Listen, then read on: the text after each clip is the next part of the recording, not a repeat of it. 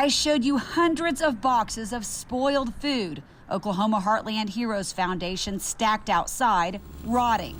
It was donated food that was supposed to go to needy families.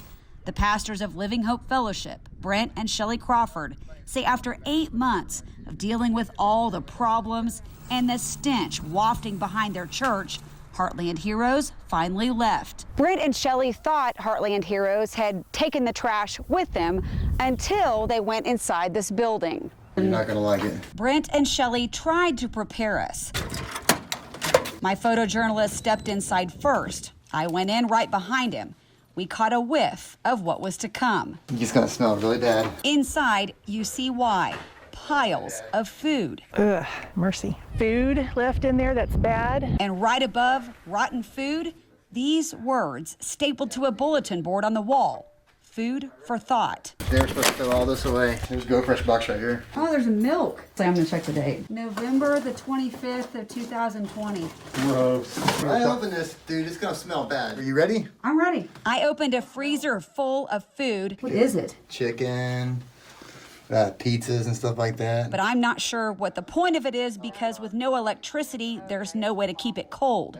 With meat inside, you can imagine how bad it reeked. Oh yeah, it's awful.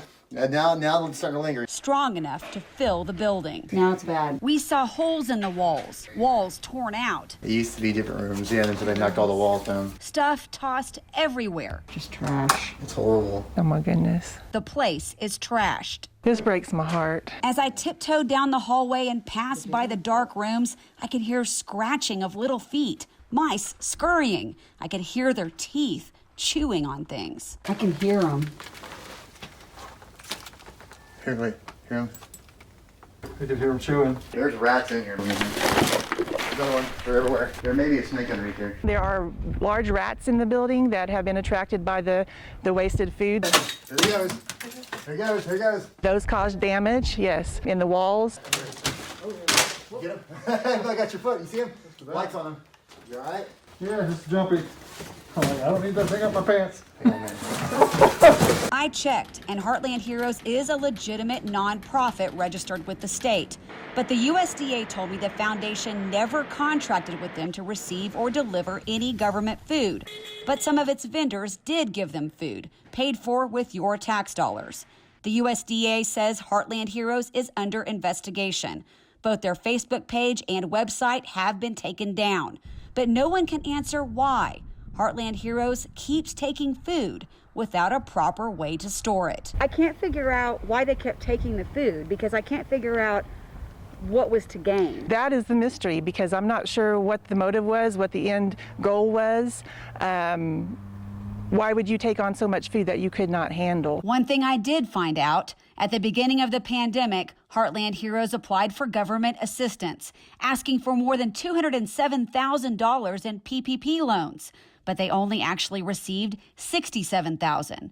I've tried to contact Victor and Heartland Heroes multiple times to ask follow-up questions, but I haven't heard back. What has this the last 8 months been like for you all? The last 8 months have been a struggle. We've had to endure this waste, and our heart's breaking because of it. There you go. There he goes. There he goes. That's a little guy. Yeah, they're everywhere. There should be more in here, too. Here goes another one. Brent and Shelley say the damage done by Heartland Heroes will put them months behind opening their Hope Center. Now they have to gut the building and start over. It's been rough, but you're always stronger when you go through stuff. Makes you stronger. So. What is a bad thing now, you feel like will turn around into something good? Bad things happen in life, but God always turns around for his good, and we are ready to be his instruments and his hands to make sure that people are getting fed and loved. They want to restore the building and forgive the past. In Turley, covering news that matters, Janna Clark, Fox 23 News. And I don't mind the plank making noise. When they walk across this bridge now, Rod Garrett and Larry Huey have much more pleasant things to say. Thank heavens. Compared to what it was, oh my gosh, there's no comparison actually. In my first Fox 23 investigation back in September, It's just a matter of time. Rod and Larry pointed out the problems. They'd been complaining to the city of Tulsa and the Parks Department about it for several months with no fix. This is totally coming apart. Missing boards Look at the wood that's laying down there on the bottom. and holes big enough for Rod's shoe to fit through. Wow. There's places in the bridge you can put your foot and actually push down on the boards and they just move like they're rotten. There's one. Moves your camera. Now, I'm not stepping. If I stepped hard, it would break. These golfing buddies say they prefer to play at the greens of Mohawk Park Golf Course, but these bridges weren't safe to walk or drive golf carts across. Your cart is bouncing up and down and forward and back. You know, you're trying to get across the bridge. It's so obviously unsafe. The chances of something happening is dramatically more. If you fall off into there, I don't know what kind of varmints are down in there. Rod and Larry said they tried to contact the Parks Department, sent emails, and made phone calls. Have you ever heard back from anybody? No. So they called me, and I asked Parks and Recreation Director Anna America about it. She admitted she was well aware of the problem bridges, but that money had been the holdup. Funding, it's always going to be funding. But she did promise to fix the bridges. This golf course belongs to Tulsa, and we're going to do our best to give them a golf course that they want to see out here. See, it's a beautiful scene, but that bridge just kind of ruins it all.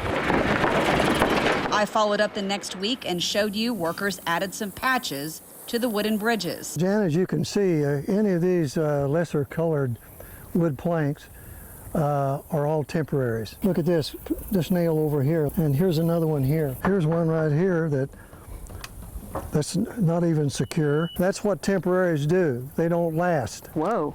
Whoa. Yeah, watch out. I also followed up with Anna several times and asked for the plan for a permanent fix. I never heard back from her, but the city's public relations person did answer some questions and told me new wood had been ordered for $6,500, and the county would do the labor for free.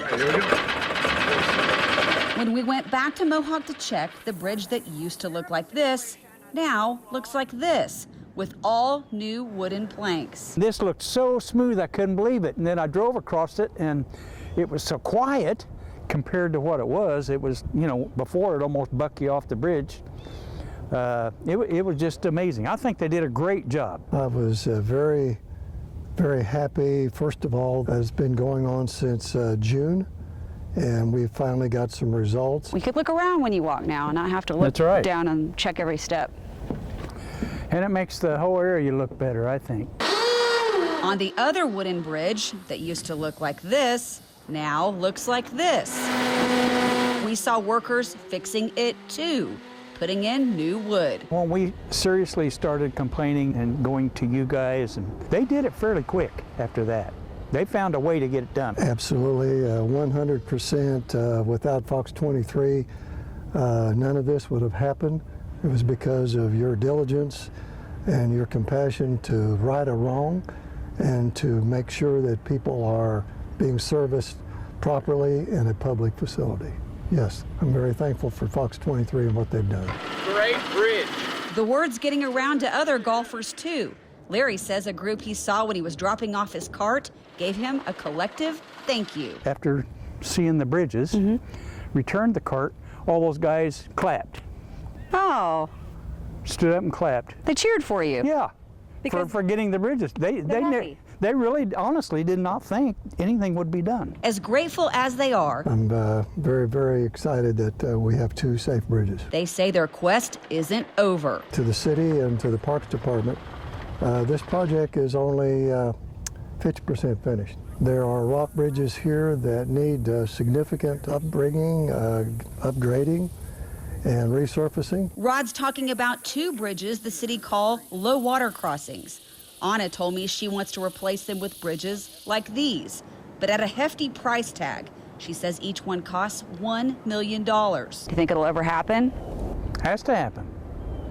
Has to happen. I mean, you can't go on like that. I do want to congratulate the city as well as the Parks Department for at least finding the funding for the 2 wood bridges. Hopefully they'll work just as diligently to resolve the low water bridges as well. For now, Rod and Larry say they're relieved to cross these safe wooden bridges and will keep fighting for the rest. Punch.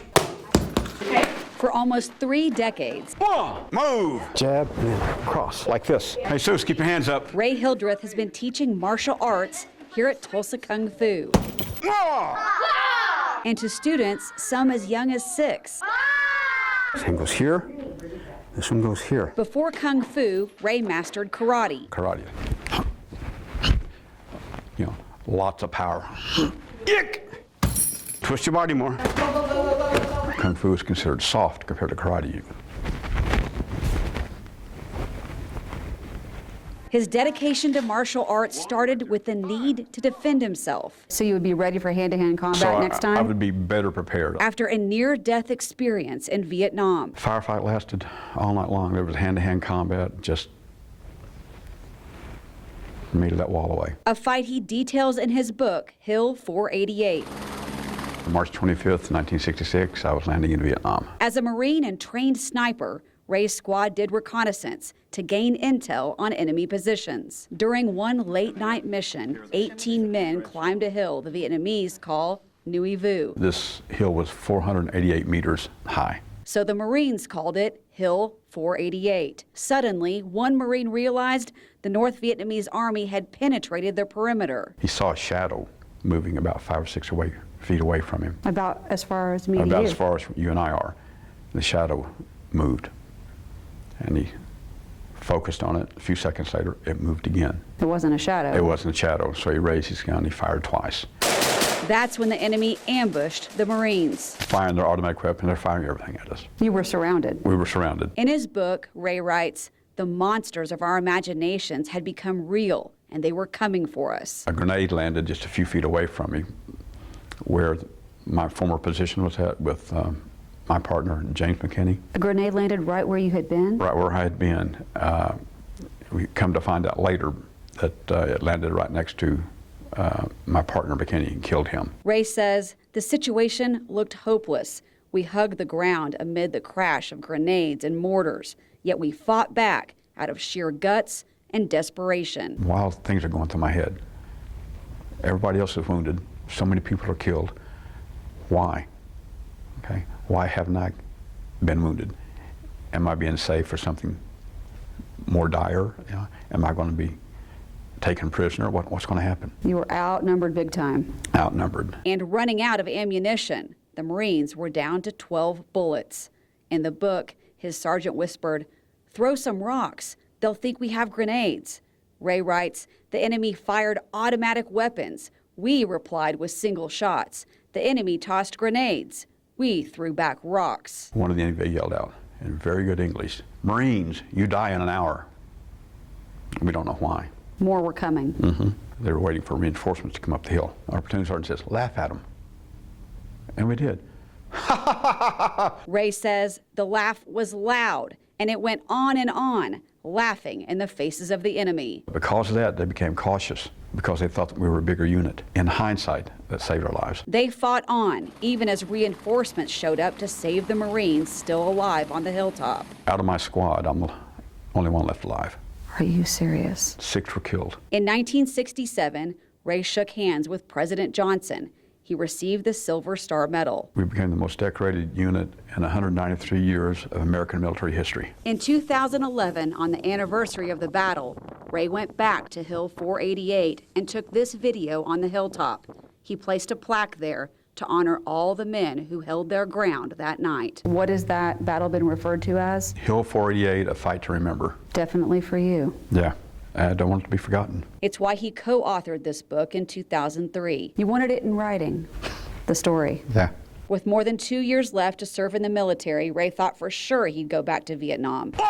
He studied martial arts to prepare to fight, but he never went to war again. Do most of your students know your story? No. Now, 55 years after the battle on Hill 488, he carries his story with him. That battle on that hill changed your outlook on life. Here I am talking to you. We didn't die. And so the response later is that you never give up. You never know what's going to happen, what's going to take place. Salute. He teaches his students to honor our country. If you look at my wall, you only see one flag. Salute. My students, when they come through, I have them salute the flag every time they walk in, every time they walk out. He wants them to take courage and never give up. No matter how dire things look, doesn't mean you're going to lose or die. You always have a chance. Green light! In East Tulsa, covering news that matters. Red light! Janna Clark, Fox 23 News.